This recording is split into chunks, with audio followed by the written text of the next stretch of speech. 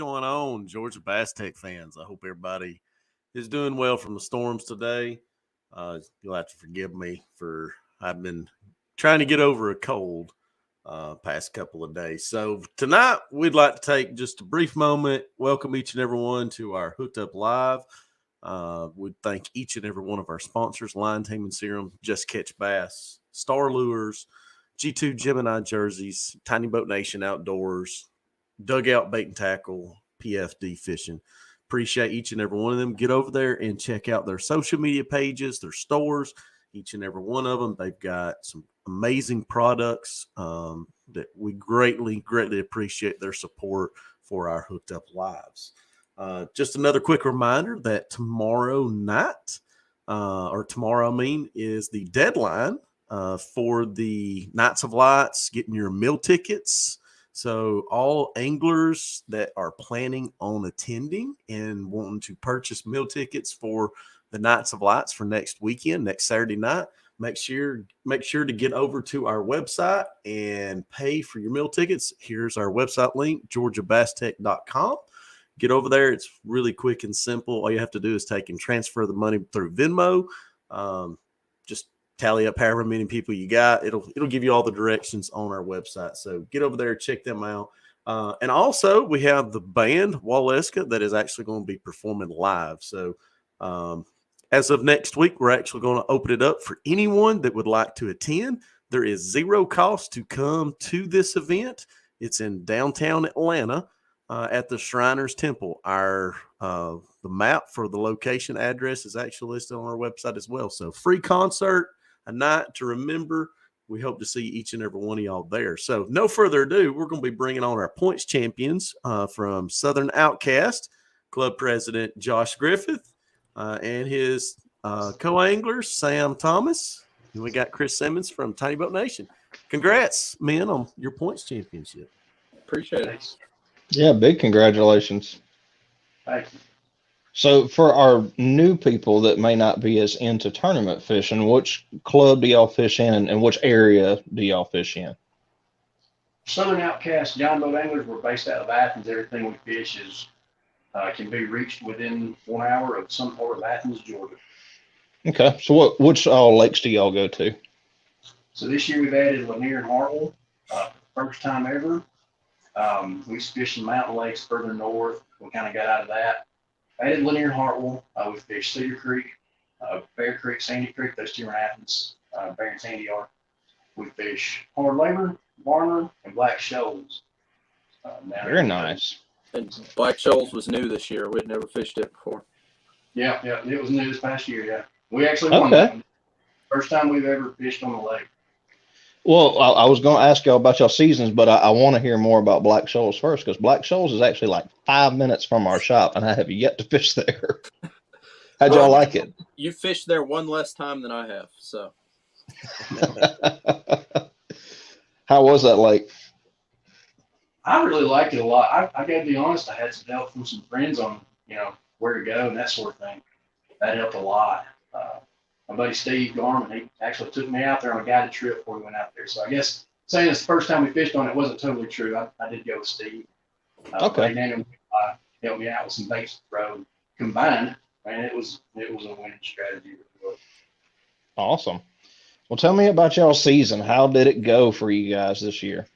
Well, we actually, it was a grind to the end. I think we were in second place the entire season from tournament number one. We might have been in first place after tournament number one. I wasn't even at that one.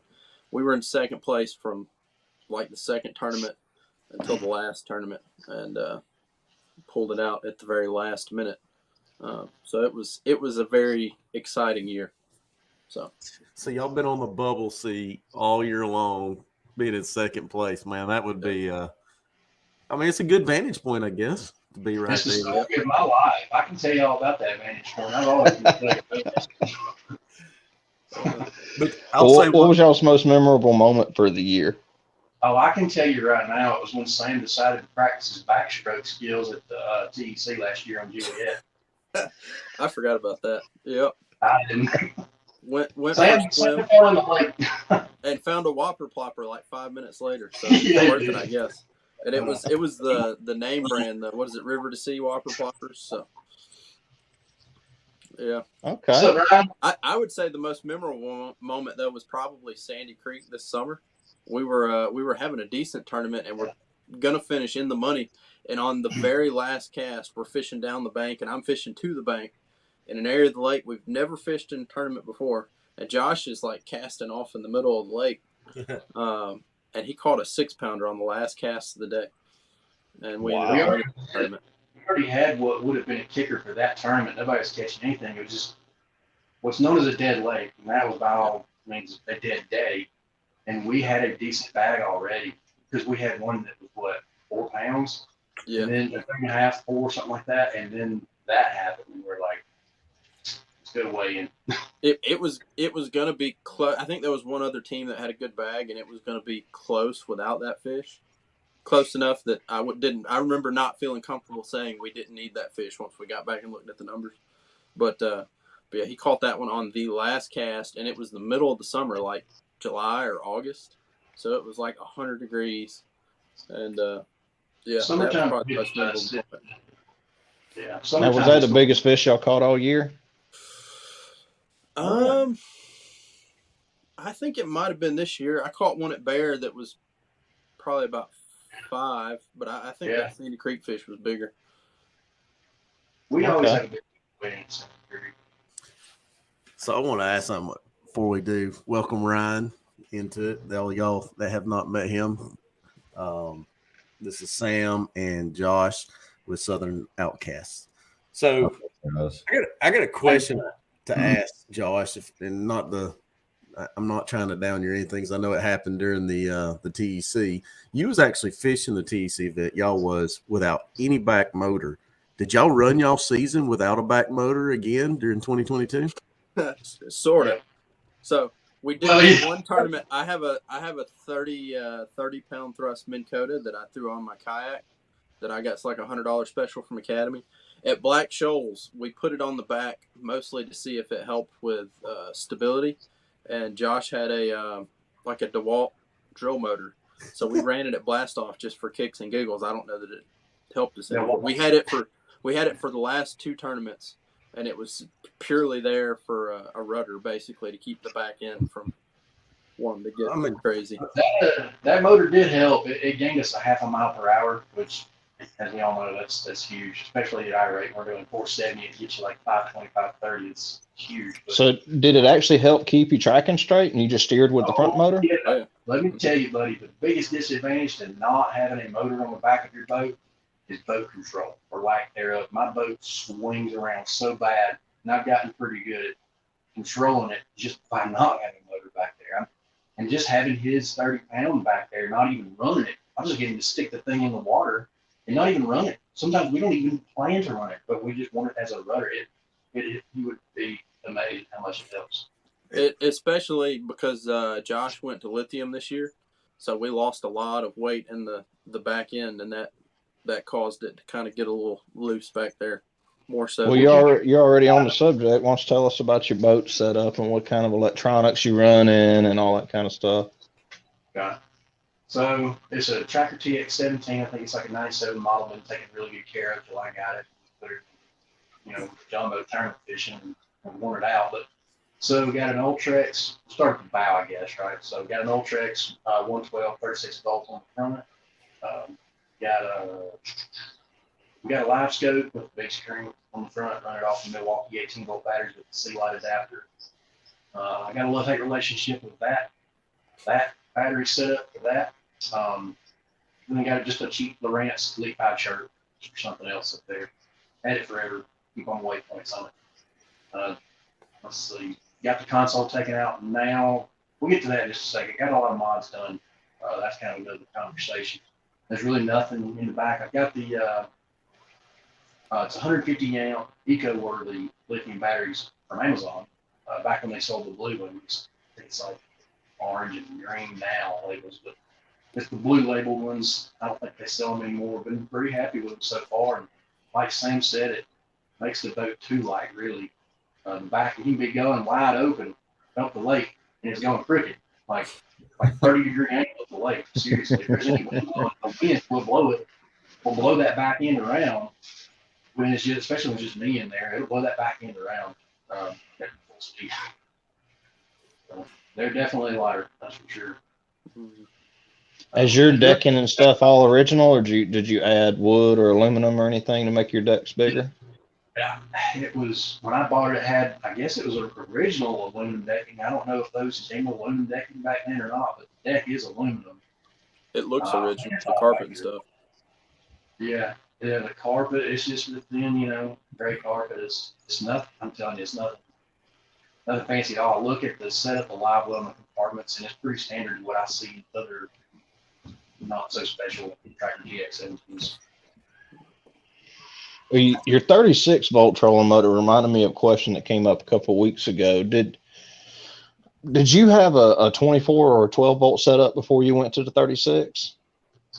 So I had let's see, I had both.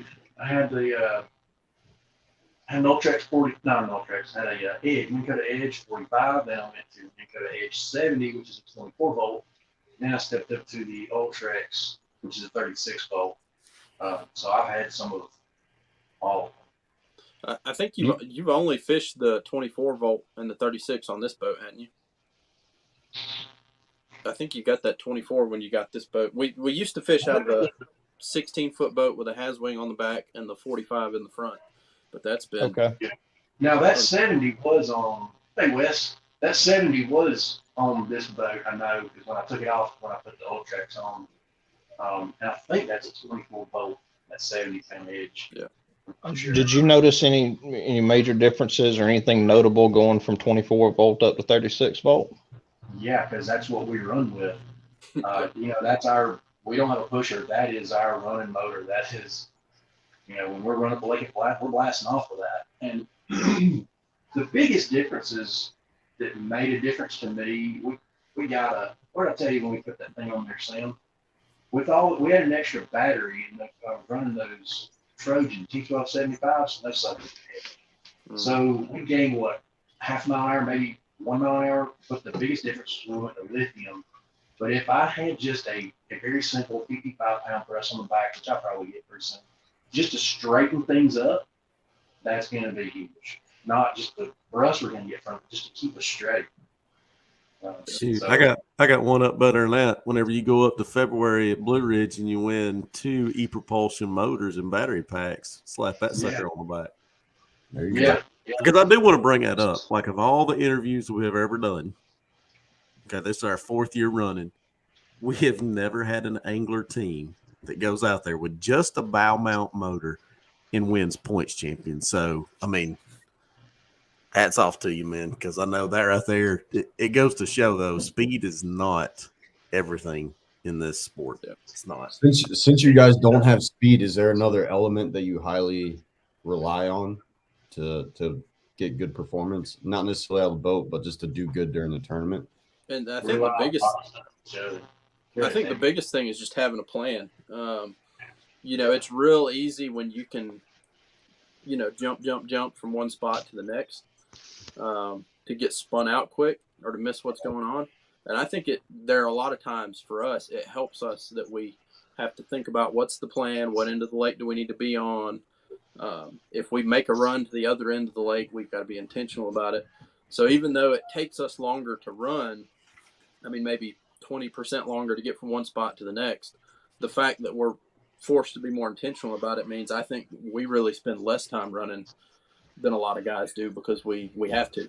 So. There's a purpose behind it. Right. And I love it's an decision we make as an investment. We can't just hop across the lake 2 miles and be like, well, if that doesn't work, we just bump over here. Like we're pretty much committed. But Sam and I, man, we could work really good together. We're both selfless, and we care more about the team than we do ourselves. We really always have. When you agree, Sam, we always have a plan B, plan C, plan D. Sometimes we want to go. Okay, I'll just give you an example. Hardlegger Creek. There's 3 main creeks in Hardlegger Creek, and ain't none of them little. Right. So any of them you go up, if you go to the end of any of them, you're committed. If you leave the main lake and go to the beginning of either of them, with certain boats, you're committed to a certain extent. at least for the first part of the day. So we say, hey, well, we want to go, let's just say the left creek, for example. If we go up that left creek and go all the way to the top, we can go anywhere we want to go with those batteries. But we can't go everywhere we want to go and still have time to fish. We could, we just wouldn't have time to fish in a tournament. So we say, okay, we've got 4 things up here, maybe 5 things up here, but we've got 1 that we know up here. Let's go this way, even though our favorite is this way. We've got, if we get beat to plan A, at least we have plan B, C, and D up here. And that has paid off, man. Sometimes our plan B, C, and D becomes our new favorite spot, or go-to, and it's not a popular spot. So at least if people see us sitting on it. Would you say Wes Wilson's comments accurate? Plan A, throw the A-rig. Plan B, throw the A-rig. Man, when he fished with Southern Outcast, every tournament, he'd come back with a big fish. We'd be like, what'd you catch it on? I caught it on an A-rig. Sometimes he'd come back with 2 big fish that he caught on the same cast. Yeah. Love that it. boy all he throws is an A-rig. Yeah. You don't have to ask. He comes back with a big fish, you know what he caught it on. Mm-hmm. I want to jump into a topic that is for folks that doesn't know this and is aware of this. Sam, and I don't know if Sam, you want me to just fully say this or not. I know you and I hadn't discussed it, and if so, I apologize. But Sam is the PFD and Just Catch Bass. Mm-hmm. So if anybody has any questions, and Sam, if you want to kind of touch base in talking about your product lines and stuff like that for the viewers to know about it, you're also one of our Hooked Up Live sponsors through the TEC as well. Yeah, I mean, just to be brief, PFD fishing is custom rods and stuff, and I build all my rods that I fish with in tournaments. So that's custom stuff. The flip side, Just Catch Bass, is more of simplified fishing, if you will. That's one thing that has been big for me, is simplifying what I'm doing. I mean, I throw 3 baits 95% of the time: finesse jig, crankbait, a trick worm. So with Just Catch Bass, basically I'm buying all of that stuff in bulk straight from manufacturers and then selling it online through that. And the idea is just simplify your fishing. This is all sure, you can throw other stuff, but if you get really good with those 3 things or 3 baits you have confidence in, you can go catch bass. And kind of the idea with that is to encourage people, hey, if you're thinking about bass fishing, it doesn't have to be as complicated as it looks when you walk into Bass Pro and they've got 10 acres of soft plastic baits for you to choose from. I've checked it out. Y'all got some really, really good colors on the Just Catch website. Definitely noticed that. Appreciate it. I just got an order of tungsten finesse jigs in yesterday in one color, PB&J, because that's the only color I throw. So I don't sell anything that I'm not throwing. I can tell you this right now. Sam will pull out some stuff, and I'm like, what is that? Where'd you get that? And tell me where he got it. I'm like, man, this is a dadgum tournament performance. He didn't get that in a big box store or something. I don't want to divulge too much information, but I'm like, dude, what are you doing? And he'll be out fishing me. I won't be catching anything. He'll save the day.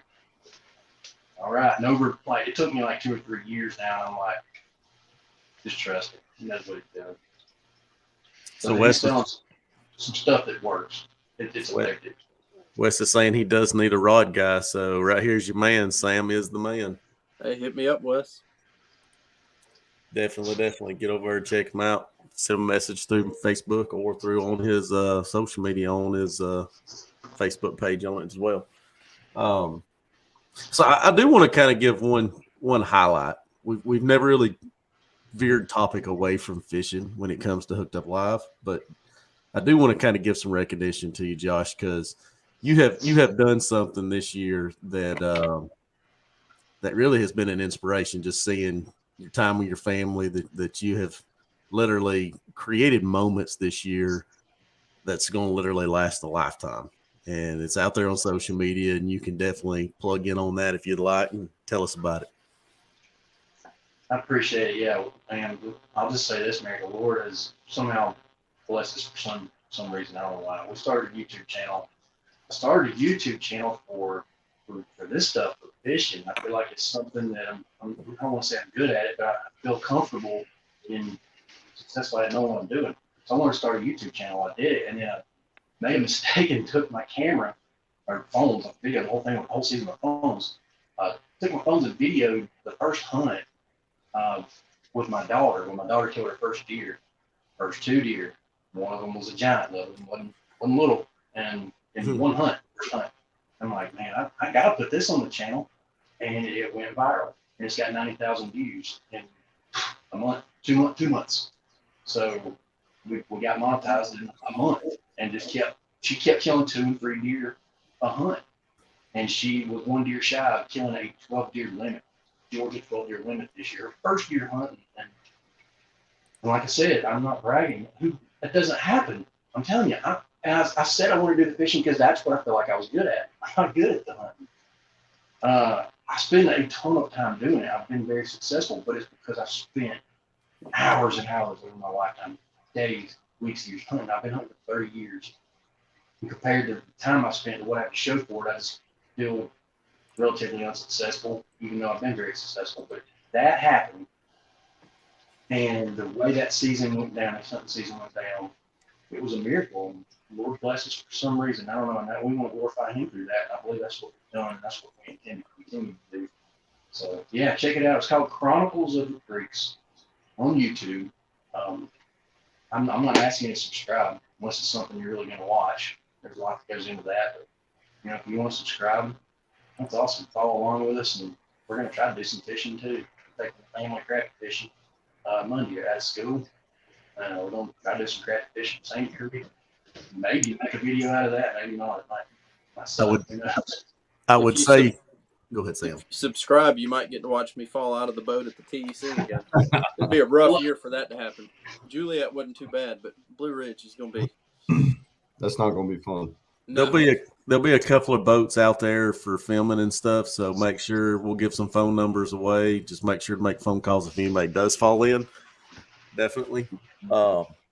But if you don't mind, I actually wound up posting. I did the one video where your daughter had killed those 2 giant bucks, Josh, and posted it on the comments. That way, folks could go back at a later time and check it out. But I know you ain't got to worry about it. You're probably also willing to give away some deer meat as well, too. Probably, right? We gave away a ton. She filled our freezer up in the first week or 2 or less, and I'm like, man. And then now processors are charging $100 a pop, and I'm like, I see how this season's going to go down. I ain't doing this. So we started calling friends. We donated she donated several to Hunters for the Hungry.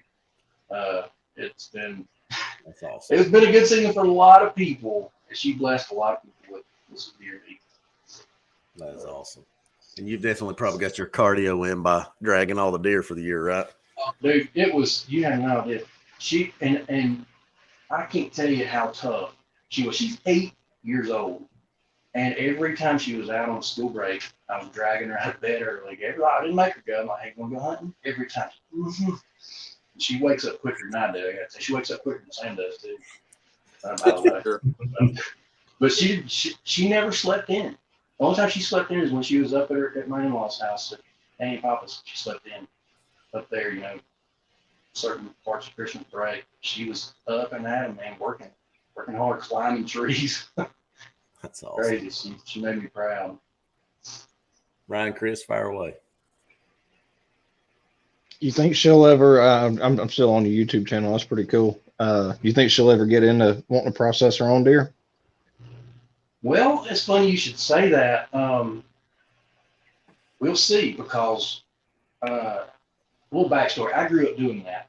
My dad, I don't know if he's watching right now, but he raised us doing all that ourselves. And then I killed the biggest deer I ever killed, and I rode it around town and showed it to everybody I knew. And he gave us tickets to the Georgia-South Carolina game that day. That was 5-6 years ago. 140-inch 10-pointer. I showed everybody I knew. I'm like, man, I'd be late for this Georgia game. I got to go. And I didn't have time to clean the doggone deer, so I dropped it off at the processor. Huge mistake. I said, man, that is too easy. And I started doing that ever since. And the way I justified it was, I have girls. I don't have boys. I don't have to be responsible and teach my boys how to do this stuff. The girls are just going to take the processor anyway. But we're going to be doing our own next year. It's pretty expensive. So we're getting a freezer, we're getting a cuber, getting a grinder, and we're doing our own. We'll see if they're interested or not. I'll let you know. Yeah, deer get expensive. I quit paying a processor years ago. I bought all my own stuff. If y'all ever want to try it, you're more than welcome to give me a call. I'm glad to loan you whatever I got if you want to teach her how to do it. And all the jerky making and grinding and slicing and cubing, I got all that stuff. I enjoy doing it. It takes time. It's a little bit of commitment, but when you're talking $100, $100 a deer, at this point it's worth it. When they were charging 60, with the gut fee, just take it and drop it off. Never have to even touch a deer once you get the truck. I mean, it was too easy. But now at $100 a pop, when your daughter's killing 11 deer in a season, and historically, my wife killed about half that many in a year. So this year, she kind of, we dedicated our season to Billy. How many did you kill, Josh? You have to ask Eric. I don't know that for sure, but that's my guess. How many I did you killed one. kill? Killed one. But I'm gonna tell you what, does it not go down as probably the most memorable season ever, though? It was the best deer season I ever had. That first deer she killed was a famous deer. We're calling her the assassin now because that deer had she shot a famous deer. Me and my brother, her uncle, had hunted this deer for 2 years. We named him Punk. I didn't name him Punk. My brother and his daughter did. I don't know why, but it stuck. So we were chasing this deer, and we'd never seen him in person. We just had truck on pictures of him. 30 minutes. Well, we were in our stand before daylight, and that deer walked up under us, and he stayed there for 30, 45 minutes until it got daylight, and she could get it to her shot. Just, here I am. And she killed him right there. And then she turned around and shot another 90-inch 8-pointer, which is bigger than a lot of grown men have killed their entire lives. Like 45 minutes later, tagged out on bucks right there. That's the video you posted. That is awesome. That's pretty So cool. Steve- How's she doing with fishing so far? She does pretty good with fishing. We'll let her like reel in fish sometimes, but I've really tried to like make her catch her own fish. Really want to, tough love kind of stuff. Want to teach a man to fish, give a man to fish, kind of contrast. So this year, my goal is to teach her how to use a spinning rod. She's been using the spin cast, push buttons and stuff. She caught her first fish on a Ned rig at Sandy Creek. It was about this long, barely legal, and we got it mounted for her. Laying in a room next to her European mount of her smaller buck. So we're going to learn the spinning reel this year. We'll do a YouTube video or maybe a series of them on how to use a spinning reel effectively, and we'll use some footage of her actually learning how to use a spinning reel. Okay. Well, it sounds like Sam's got a couple more safe years before you got to kick him out of the boat and put her on the trail. Yeah. Oh, yeah. Well, yeah. Get my boat set up the way I want it. So Steve Garmer's got a question. Do you and Sam have a victory whistle after tournament wins? Oh, that's funny. Hey, you know what? We need one. We love tradition over at Chronicles of the Creek. Steve's one of our loyal followers over at Chronicles. And what he's referring to is when we kill a deer, my dad started a tradition when I was a small child. We'd kill a deer. What's up, Jared? Or for the members, we ride down the road, take our empty cartridge, hold it out the window at 60 miles per hour and make it whistle. And everybody, all the neighbors and everybody in the community here, what in the world is that? We call it our victory whistle. And my girls just love that as much as we did as a kid. Wheatley missed, she don't miss much. She missed, I think, one this year. She shot one after schedule. But she'll take that whistle. She's like, hey, got a victory whistle right? I'm like, I ain't a victory whistle, baby. That's just a spent cartridge. We got to put the deer in the back of the truck, take it for a ride in F-150, called a victory whistle. So here's something. Sam, you was saying just a second ago, you have a boat also that you're getting set up? Yeah, I mean, I have one that I fish out of and fish with my dad and my father-in-law and my wife and stuff. And I fished a couple tournaments. We fished one tournament where his boat was in the shop and we had to fish out of mine. But I like to tinker on boats, so I buy, sell, and trade boats all the time. So I have a different boat every time you see me. But I also have a kayak. I started fishing some kayak tournaments, so that's primarily what I fish out of now. Oh, got a kayak guy. The last couple of folks we interviewed weren't so happy about kayakers. Yeah. Josh doesn't like them either, but he likes my boat because the last time I headed out on Bear Creek, I hopped in the back of the boat. I got there before him, practiced for a couple hours, and then I hopped in the back of his boat, and I got a remote trolling motor on the front, so I just followed us around the lake with my kayak while I fished out of the back of his boat, and he was pretty Also, impressed by that. it's also nice when my rope breaks when I'm fishing by myself and I'm launching my boat, breaking ice to do it at Lake Varner, and my boat goes drifting across the main lake away from me, and I got somebody I can call to give me a ride in my boat. Now, what kind of kayak do you have? It is an Ascend, which is a Bass Pro model. Uh-huh. I think it's the H12. It's actually a canoe kayak hybrid. Yeah. And I've actually been on one before. I got a buddy with one. Okay, yeah. The funny story how I got it. I bought an Ascend, the 10-foot DT, was it the D10T, to fish out of a couple years ago, and it was kind of so-so. It was a little small, especially to put a motor on, and then I sold it to buy a ring. My grandpa gave me a diamond, and I needed a ring to put it in, so I sold that boat, bought a ring, got married, and then my father-in-law had the 12-foot boat sitting in his shop, so he gave it to me. So that's how I would have kept the kayak. Just messing. Krista is a very, very sweet woman. I don't know what she sees in Sam. I'm just kidding with you, Sam. That was a good decision. Yeah, So well, do you kayak fish in lakes and stuff, or you got some little secret spots you like to go to? Yeah, the last tournament I fished was Allatoona. So some of them are on bigger lakes. It's really good for like the stuff that we fish, Bear and Sandy Creek and stuff.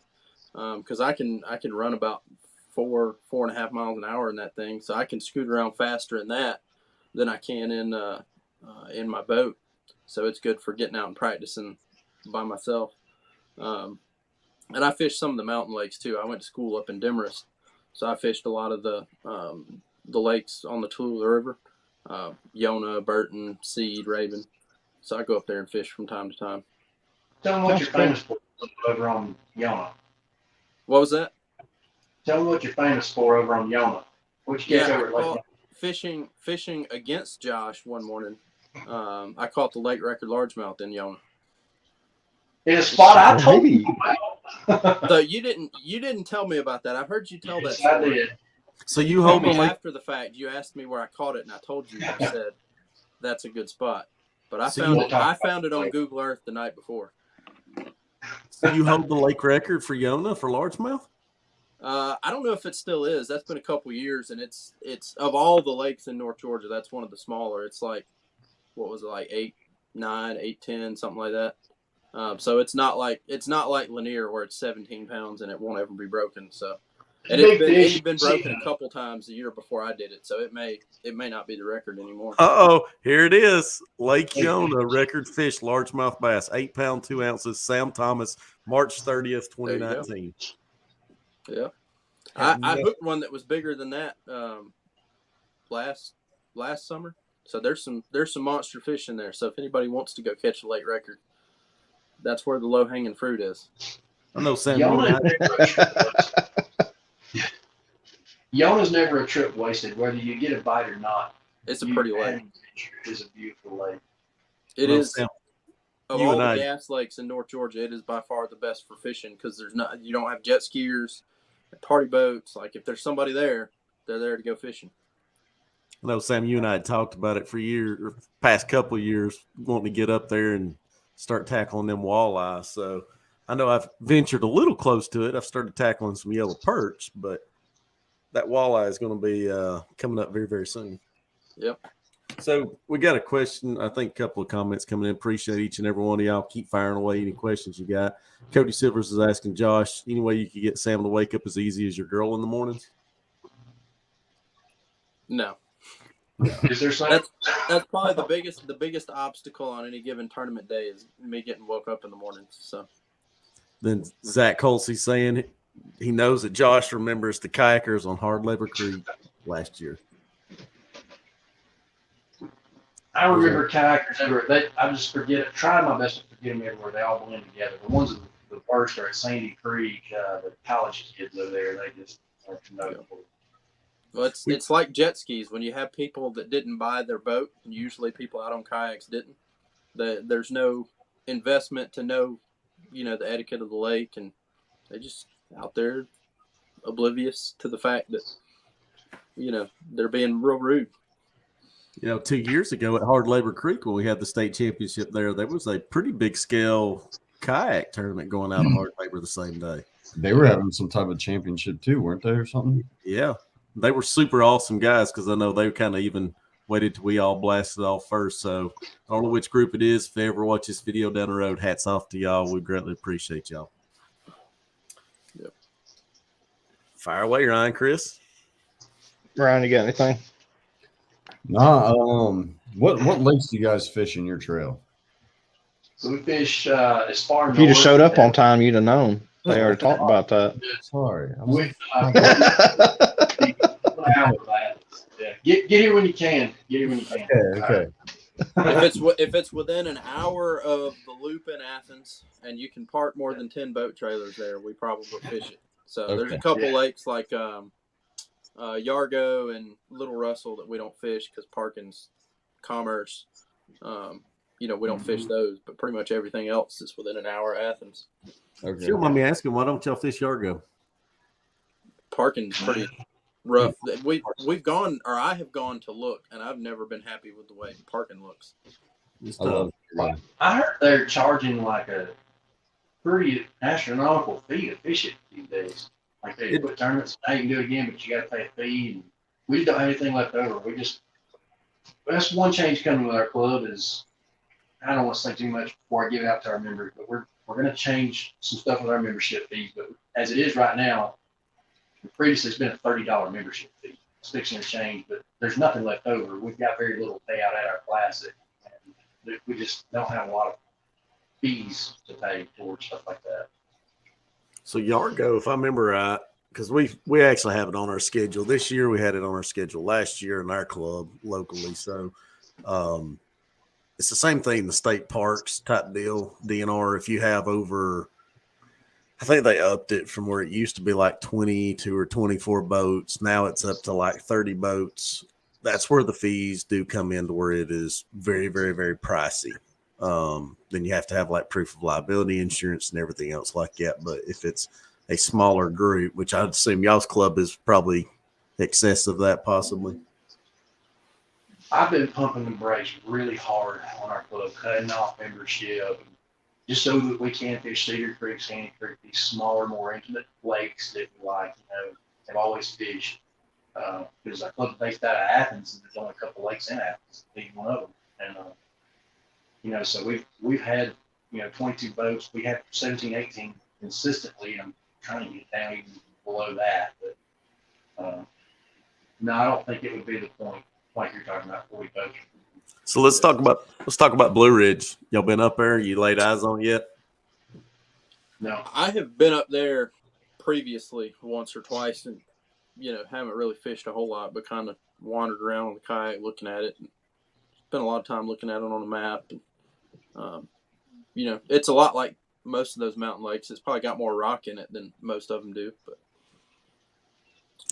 Very rocky contours in that lake. It's not got a lot of structure into it, but it's mostly it's rock everywhere. Yeah, and you can't find nothing on forward facing sonar on that lake. Nothing. Well, then the map research is, I won't say it's useless, but it's not as helpful as it is on most lakes because that lake stays low all the time, so you can't go back in time and find your brush piles and your rock piles and your humps and stuff. So, you can find it. It's just out of the water when you get there to fish. And that is one thing. A lot of the maps on it that's got all the fish attractants on it. Almost every one of them's out of water. So, so Donnie, there's some really good stuff on that lake that if it's ever full, man, there's some dynamite spots when the lake's full. I'm assuming there's probably some great spots under, still in the water, but there's some real good looking stuff that's not. Yeah. I mentioned on the Tuesday Night Live, so I just kind of want to take a brief moment and remind everybody, if you're planning on going up, the TC competitors, to Lake Blue Ridge, putting in at the marina, just FYI, letting you know this, it's accessible. The left ramp has actually received some damages to it. They're building a floating dock. It's going to be attached on the furthest dock that they rent out for boat slips. But as they were driving equipment down it, it actually damaged portions of the ramps, caused a couple of sinkholes on the outside part of that ramp. So just as long as you hug the inside of it as you go down, it's totally cool. You can put it in. Hopefully they don't damage it worse, but they were saying that they're going to be making some repairs to it before our TEC event. So no worries there. Ryan, Chris, fire away. So I know, Sam, you'd mentioned that you fished a lot of mountain lakes. Are y'all comfortable going up Blue Ridge? Or y'all nervous? You got some jitters about it, or how do y'all feel? Personally, I won't speak for Josh. Personally, I'm more excited about this one than the last two. Not necessarily because I feel like I know Blue Ridge better than Juliet or Hard Labor, but because there's so many guys at both of those tournaments that know those two lakes like the back of their hand. And I feel like it's going to be, a little more even playing field. I'm sure there are guys that are going to be there that fish Blue Ridge a lot, but I feel better about it just knowing how well people know Hard Labor, how well people know Juliet, if that makes sense. Yeah. About you, Josh? Sam raises a very good point. I would agree with him 100% on what he said. I still wouldn't say that I feel good about it. Better, maybe, but I feel like time of year it is. Our first tournament's at Hartwell this year, January 28th, coming up, a couple weeks. I've been out there 2 times the past 3 days and 0. Never was full days either time, but still, we do pretty good in the winter and summer. But these new lakes, you really kind of need no lake to do well on it in the dead of winter, dead of summer. And you don't really have any experience on Blue Ridge at all, so the mountain. So I don't know. We got the live scope, but at the same time, that could really hurt us. I don't know what to do. But one thing that's good about going to a fishery that's chock full of spotted bass, it's literally going to be ounces to everybody fighting for ounces. So I believe we're going to see a pretty tight line of first place through to like 5th place of just ounces to win. So what's y'all's prediction for the win on the TEC? What's it going to take to win? All I know is what I've heard other people say, ounces around 15, 16 pounds range. I don't know. Other than that, I can't say. Yeah, I think probably at least 16, maybe 17 and a half. From what I've seen, I've looked up a lot of results from club tournaments and stuff up there, and there's a lot of tournaments where it's lots of 12, 13, 14, 15-pound bags. So in that time of year, I know the mountain lakes, they're a little behind, so maybe they're not going to be full pre-spawn, but that time of year, there's going to be some fat fish. So Daniel Nikolai is telling y'all both, awesome job last year. It was really cool to see y'all win at the last event. So. Thank you, Nikolai. Yeah, that was he nailed the buzzer on that one. I tell you, hey, I want to give a shout out to Cox, Blaine Cox, and Jordan Cox, Blaine Cox. We were chasing them all season long, and it was crazy how it went down there at the very, very last minute. Those guys are tough to beat. Yep. If truth be told, they may deserve to be here more than us. I don't know. Maybe we got lucky, or maybe just I don't want to divulge too much information. He might not appreciate me saying, or Sam might not appreciate me saying. I don't know, but the way it went down was interesting, and they're tough guys to beat. So it really was, like Nikolai said, at the last minute. Yeah. First and second were figuring up points at the last, like at the weigh-in.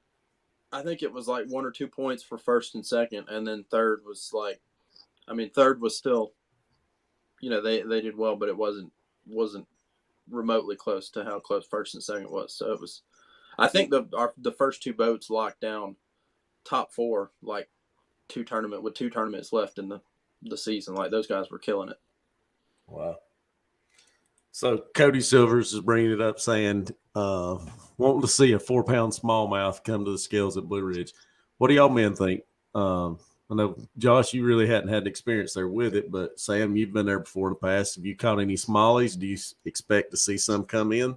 Yeah, I haven't. I studied fisheries when I was in school and was kind of kept up with talked to a lot of the biologists and stuff, and that lake used to have 4-pound smallies in it, but I would, I haven't fished it a whole lot, but just from what I know, I would be shocked if somebody weighed in a 4-pound smallmouth.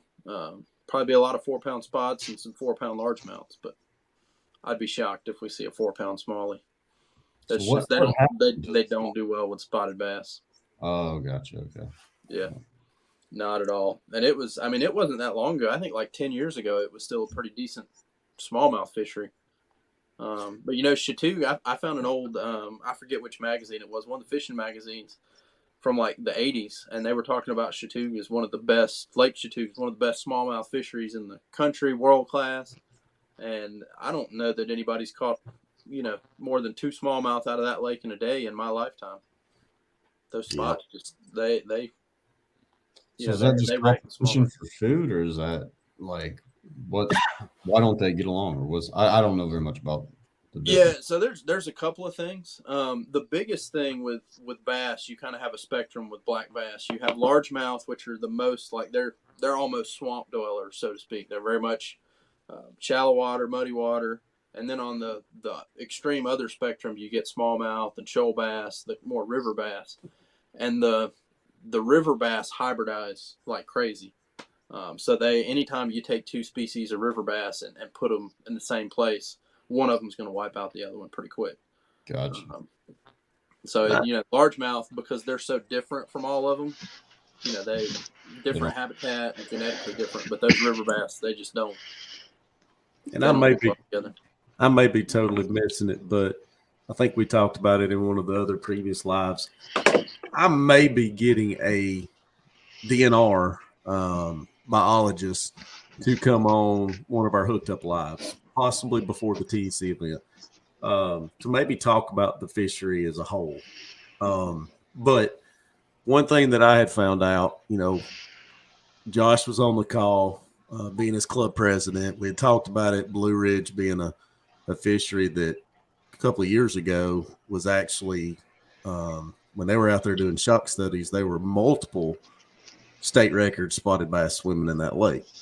And that was one of the contributing factors to why we chose that lake. But what happened, inevitably a few years later, a bacterial growth got pretty strong in the lake. I'm not saying that was what killed off those smallmouth, but just like what Sam was talking about, competition between the spotted bass, everything else, I think probably held a very, very strong factors of they're few and far between left in there anymore. So, but yeah, it's my PB smallmouth came from there about probably, I don't know, 20 years ago or so. It was about I bet 5. It was a great smallmouth fishery then. Yep. Mine was 5. I think it weighed 525 is what I'd caught. So there's old Moon Dust himself, Nate Eckel. What's going on, Nate? Nate. So, man, y'all got any more questions? Ryan, Chris? As you can see, Sam is sort of a mad scientist when it comes to fish biology, marine biology. It's funny how that translates to our relationship with being on the water. I'm like, well, what do you think we need to do?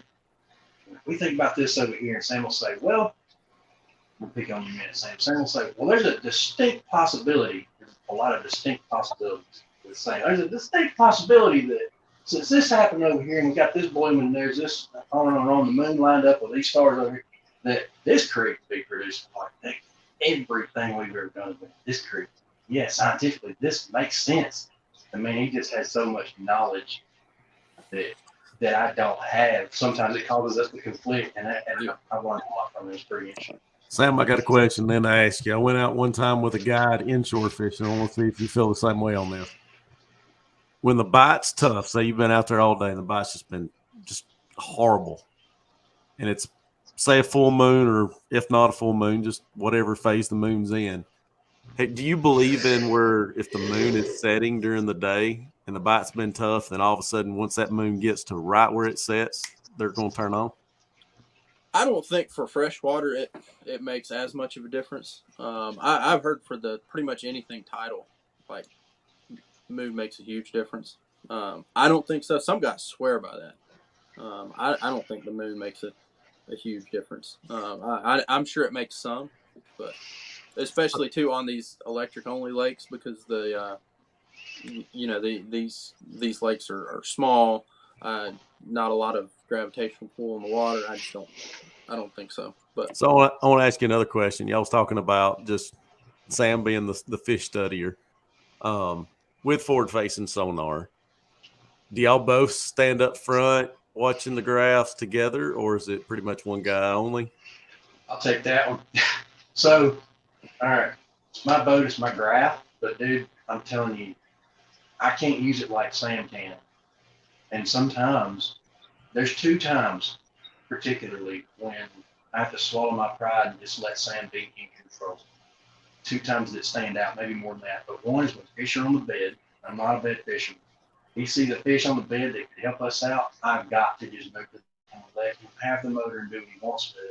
And I just fish out in the wild blue yonder somewhere and leave it alone.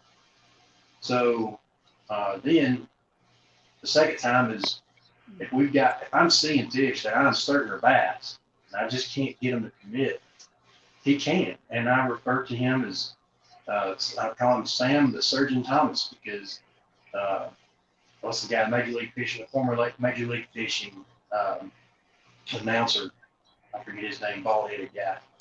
Anyway, Stone, yes. He referred to someone as, he said they would surgically remove a fish from the lake, and that's what Sam does. So I call him the surgeon. When times are tough, that is the guy I'm really glad to have in my boat. When they're good, I can power fish with the best of them, put big fish in the boat, man, and they're tough. That's when Sam really, really shines, and that live scope has helped him more than it has helped me. Therefore, it really has helped our team. I just got to let him have it sometimes. So, fish behavior, Sam, Curiosity, and Josh, both of y'all, do you see those times forward facing sonar to where it's just like a particular time you can look at a fish and know that they just ain't going to do nothing just by the way they're swimming? Can you tell that by looking at them?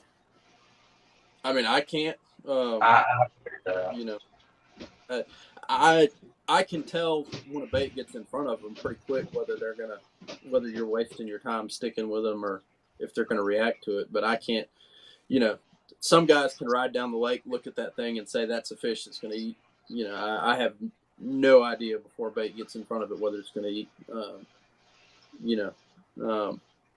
So no, just hadn't spent enough time behind it, I guess. So I got one last question. I keep firing out a bunch left and right, but deep water. I know Hartwell's got some depth contours to it. Does deep water intimidate y'all? Do y'all feel more comfortable shallow fishing, shallow fisheries, or coming up Blue Ridge for the state event next month? Does it kind of worry y'all a little bit fishing deeper water? I'll let Josh go first. I would say offshore, we excel. Winter, summertime, offshore, we do really good. We're comfortable offshore, but that's offshore in 8, 10, 12, 15 foot of water.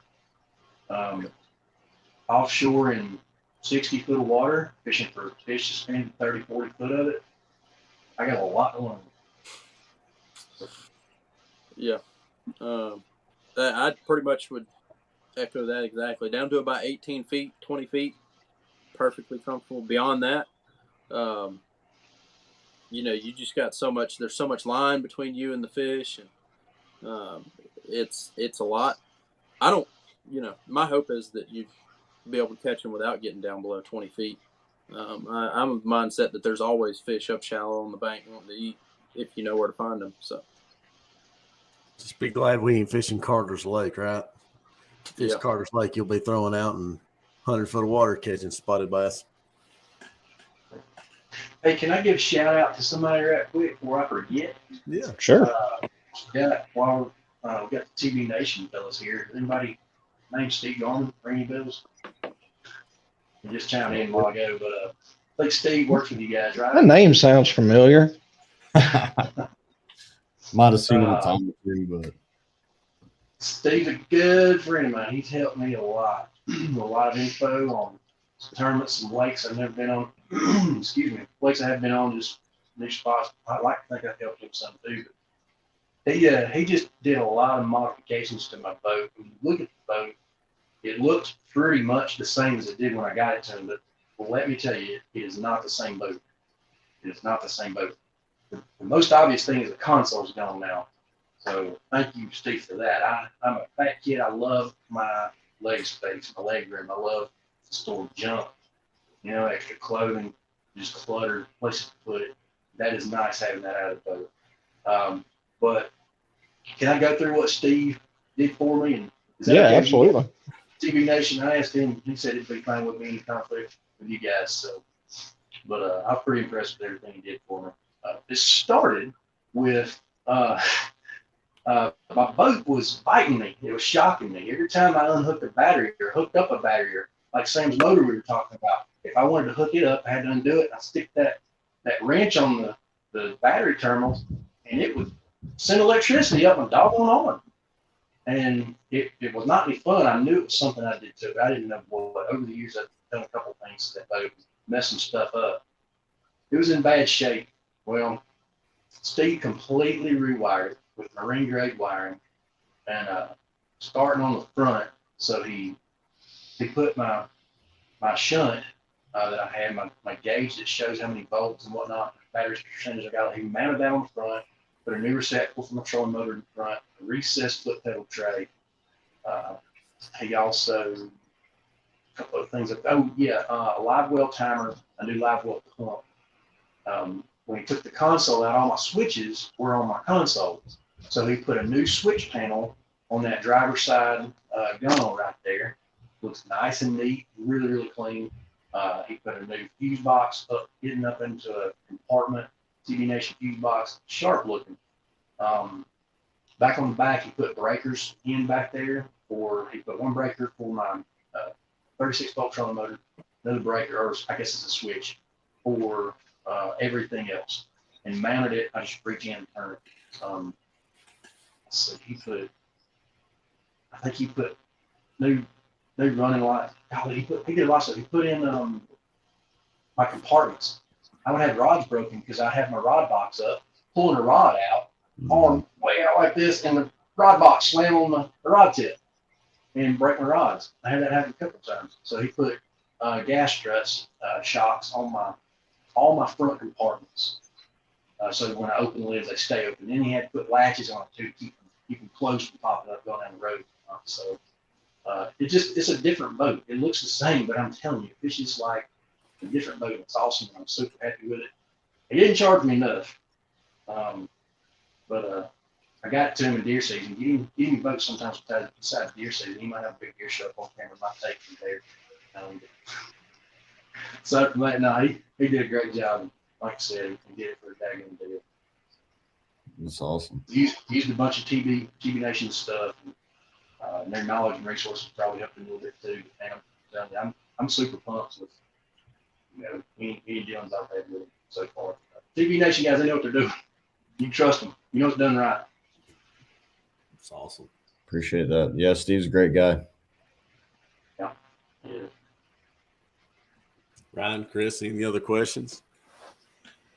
I was just curious about y'all's about your fishing styles. Y'all got any go-to methods or go-to baits that y'all like to keep in the boat, or y'all pretty fluid and move around a lot and do different stuff? Sam, you want to start? Yeah. I mean, we've got a handful of things that we have a lot of confidence in. I like to think we're pretty versatile, but at the same time, I think, we do a pretty good job of simplifying. So like I said, I was thinking back this tournament season, there was one tournament where I threw a popper. Other than that, it's a finesse jig, a crankbait, a trick worm, either on a shaky head or a drop shot. And that's almost all of my fishing, and you just kind of simplify when you have stuff you have confidence in. So that stuff stays on the deck of the boat. Now with crankbait, I might have 5 different rods with different crankbaits rigged up, but that's the bulk of what I do. So Josh, what about you? I'll start by saying, Sam mentioned that finesse jig, and I'm absolutely loving his new found love for a finesse jig. Same as a finesse fish, I mentioned that. And for him to pick up a finesse jig had been a game changer for us. There's been at least a couple tournaments where things were pretty tough, but we had to slow down and drag something. He picked a jig instead of a drop shot or shaky head, which there was times when I was begging him to throw his shaky head. I knew it needed to be thrown, but it wasn't my bait. And he picks up that finesse jig instead and catches quality fish with it. And he just kept it going. And I think that's one of the new favorites. And that makes me, if you fish a jig, you understand what I'm saying right now. To have another jig in your boat, going out and coming back, that is huge. That is a huge help. So that, I don't know, I guess I'm being too dramatic with it, but I was very pleased with that change. Myself, when times are good, I love a trap. Dad got me started throwing a trap from a young age. One of the first bass I remember catching as a youngster was on a rattle trap at Lake Russell at Middleton, not far from the boat ramp. And didn't know what I was doing. I caught a dang fish on it. And I was probably 2.5 to 3 pounds. So I love a trap when times are good. I love a spinnerbait when times are good. Square bills are pretty good. Traps and spinnerbaits for me are hard to beat. When times are tough, a lot of money on traps. Yeah, traps have been probably our MVP. And when times are tough, for me, like Sam goes to drop shot or shaky head or something, next jig, I'll go to usually a Carolina rig. You can laugh all you want. People are like, I can't throw a Carolina rig. I can't do that. Too slow. And they turn right around and pick up a Ned rig. I've seen it happen in my boat. I'm going to pick on Aaron Bland for a little bit. Aaron, you can afford some picking on, okay? You want enough. Ain't enough of my money. Aaron Bland told me that one day. I love you, Aaron, if you're watching. But we're fishing our tournament in January, first tournament of the year, Sandy Creek this year. We won it. But I'm throwing a Carolina rig, and he said, I just can't do that. I'm catching fish here or there on it. Nobody's catching much of that. It's tough. So I just can't do that. And so he turns around and he picks up a Ned rig. I'm like, what are you doing? You can't throw a Carolina rig, but you can throw that. I don't understand. That doesn't make any sense to me, but that is my go-to, man. I love a Carolina. And I fish it with a heavy weight when it's tough, but I like a pretty finesse worm. That's a pretty deadly combination. I don't mind telling folks that because they're going to fish it, not have confidence in it, turn around and pick up something else. When the bite is tough, I will straight up just look at him and be like, hey, you throwing a Carolina rig? You got a Carolina rig rigged up? Because there have been days where it was just miserable and we couldn't get bit. And the next thing you know, he picks up a Carolina rig, and in 20 minutes, he's put like 10 pounds in the boat. And I'm one of those people, I will throw one when he's catching them on a Carolina rig, but I don't have the patience for it. But man. Sam has recently picked up a Carolina rig and done very well. He'll throw a finesse Carolina rig. Does real good with it, like a true finesse Carolina rig. But there have been days when, in practice, I knew it was going to be a tough tournament. Everybody was struggling. Nobody was catching more than a couple, 3 fish. And my Carolina rig was the only thing consistent. So at blast off, the first thing I pick up, and it's a Carolina rig, and the only thing I fish all day is a Carolina rig. It pays off. Sometimes. So, Sam, I've noticed you like the finesse stuff, huh? Sam does, yeah. Yeah, I do. Well, I grew up, we got a farm pond in the woods behind the house, and I grew up fishing down there as a kid. I was homeschooled, so when I finished school, I could go down there and fish. Okay. When you've only got 3 acres to fish in, it don't make a whole lot of sense to power fish because you're going to fish the whole lake in 20 minutes. Right. So I got real good with the shaky head and finesse fishing stuff. And, so that's kind of what that's how I learned how to bass fish. So. Okay. I was just curious. I heard that pop up a few times from you, so I was just wondering. Yeah. So Josh, Chris Gayton was saying that you know a thing or two about some flat fishing and some reds and trouts too. Oh man, that stuff stole my heart. I'm telling you, I've tried for years when we go to the beach to catch fish from the beach. Took a different approach this year and joined the Salt Strong online fishing community. Got a membership there, started talking to folks, got some inside information, and man, had the best beach trip I ever had. And we're planning another one this year. Yeah, Chris was down there same time we were, and I told him everything that we did, what we caught him unaware. Maybe it helped him some, and I think they caught some fish too. But that is, if I lived down there, I would never. Well, I shouldn't say this right year. I probably never fished another bass tournament again. That's some fun stuff. Yeah, Chris is Catching saying, these redfish in the bays, all right, down on the Forgotten Coast, believe it or not, somewhere on the Forgotten Coast in Florida. In the bays, you got these docks that are more like piers. They run 200 yards out into the bays, and throwing your bait up under it, and bringing it back. These fish hit it underneath the dock, and they take off between the pilings. So you have to run underneath this dock, and you're going like this, holding your spinning rod, chasing these fish down, and your reel is just in the water, the salt water, and you're chasing fish as fast as you can go. Try not to break your rod tip on the supports, and chase them down. And then they dart left into the open water or right, and you chase them down and hope they haven't rubbed your line on the barnacles to break you off.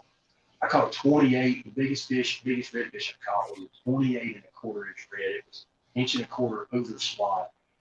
Man, it was a magical trip. I'd wake up early in the mornings and go fishing while my wife and kids were still in bed, and then I'd come back and pick them up and go sit on the beach during the day and surf fish.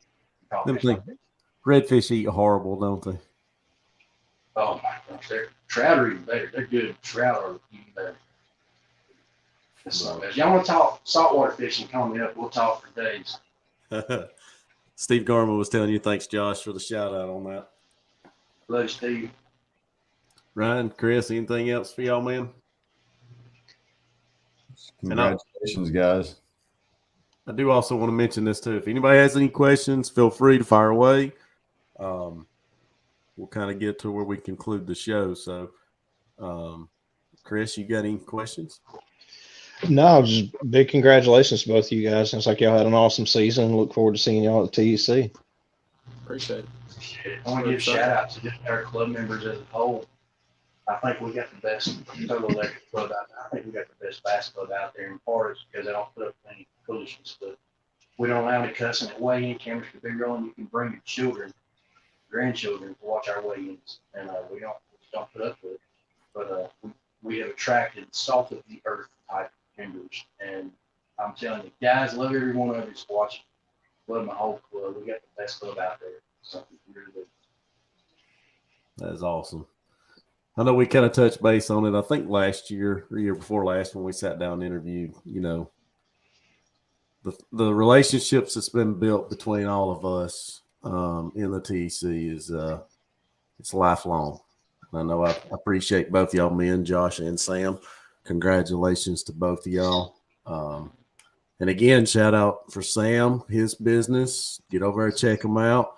And I know I haven't done this yet, but also just that way folks know, not only all of our sponsors for the Nights of Lights, you can go through to our website, Georgia Bass Tech. And also just kind of mention this as well. Josh Griffith also, correct me right, what's your company's name again? You're referring to Guardian Home Buyers? Yes. You wound up giving a donation through for the Nights of Light that we're very, very, very appreciative of. So I'll be making a social media post on that very, very soon. So appreciate both of you men. Appreciate you, man. So if there's no other questions, man, again, congrats on y'all's points championship. Glad everybody is safe from the storms. And us folks up here in the mountains, I think I've seen where they're talking like some possible snow tomorrow. So I'll be at home getting over this cold because I have been feeling very, very rough for the past couple of days. We get that snow out of our system now, so it'll be nice and warm for the TEC. I hope so. I hope so.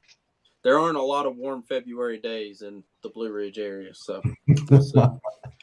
I'm telling y'all, I was out there last weekend, and y'all, it was saying 60 degrees here at Jasper, where I live, Pickens County, and when we was up there, I froze my tailbone off. It was sleeting that morning up there last Saturday, and I just couldn't believe it. I mean, it was brutal up there last Saturday. So everybody be safe. Men, again, congrats. Thank each and every one of our folks watching tonight, and we're down to one interview. Appreciate y'all men coming on tonight. Yeah, appreciate you, Merrick. All right. Great to meet you guys. Congratulations. We'll see you at the TEC. See y'all Congrats, in a guys. month. Awesome. That concludes our Hooked Up Live for Southern Outcasts. Josh Griffith, Sam Thomas. Appreciate those men. If you can, get over there and support Sam through with his business and sponsorship through with our Hooked Up Lives, PFD Fishing, as well as Just Catch Bass. So in the very, very beginning of this video feed, it'll be at the ticker at the bottom that's scrolling across the bottom of the screen. It'll give all the information that you can get directly over and check them out. Not only them, but each and every one of our Hooked Up Live sponsors, Line Taming Serum, Just Catch Bass, Star Lures, G2 Gemini Jerseys, Tiny Boat Nation Outdoors, PFD Fishing, as well as Dugout Bait and Tackle. Appreciate each and every one of them. And men, again, if you didn't catch it in the beginning part of our Hooked Up Live, we have one more day, and for the deadline for the meal tickets, that's going to be concluding tomorrow for the Nights of Lights. It's $5 for children, $10 for adults. The Nights of Lights is actually going to be next Saturday night. If you get over to our website, check us out, georgiabasstech.com. It gives the method to be able to take and purchase your meal tickets. It does not cost to attend the Nights of Lights. So we're going to have a lot of anglers there for a really, really, really great cause. So every bit of our proceeds, if you haven't caught this already from before, 100% of our proceeds from meal tickets to raffle tickets. If you want to purchase raffle tickets, get over and talk to your club presidents in each one of your clubs. Or you can even go through to our website, shoot us an email, and we'll hook you up for being able to take and get you some raffle tickets. But 100% of our proceeds are going to the Shriners Hospital. So when we realized we were going to take and generate funds from this, that we didn't care to have us as an organization to profiting from it. We wanted to take and give back to a really, really needful cause. So appreciate the Shriners organization working with us. Well, who knows? We may even be going live while we're down there as well. So we're going to conclude this with our intro for the Nights of Lights. Again, we're down to our last Hooked Up Live. We'll be with Cold Water Bass Clubs. And believe it or not, we are actually bringing back on Daniel Nicolai, and I believe it's Clell Carnes, if I remember correctly, was the points champions with Cold Water Bass. So appreciate each and every one of y'all tuning in tonight. We have our last one coming up, possibly next week, just as long as I can keep kicking this cold and feeling better. So prayers to each and every one that maybe experienced some damages from the tornadoes that come through this afternoon. Prayers for all those, even in the Alabama area and stuff like that experienced the tornado damages. So our thoughts and prayers with each and every one of y'all. Anybody needs any help, feel free to reach out through us. We'd be glad to help you. And so God bless each and every one of y'all, and we will see y'all back possibly first of next week. Take care. There's no telling what electric John boat fishing could turn into. Taking this TBC to a much higher level. This is the best anglers in the state. The TC's the cream of the crop. Meet a lot of folks with similar interests, in different parts of the state. It's a community experience. We enjoyed every second of it. It's a super big deal for us, something we won't forget for a very long time. Something we absolutely will never forget. Yeah, I'm still over the moon. It's amazing. Let's get up there. Come on. Unbelievable. Community to jumbo fishing that it's become, especially here in Georgia, it's an amazing thing to see. We enjoyed every second of it.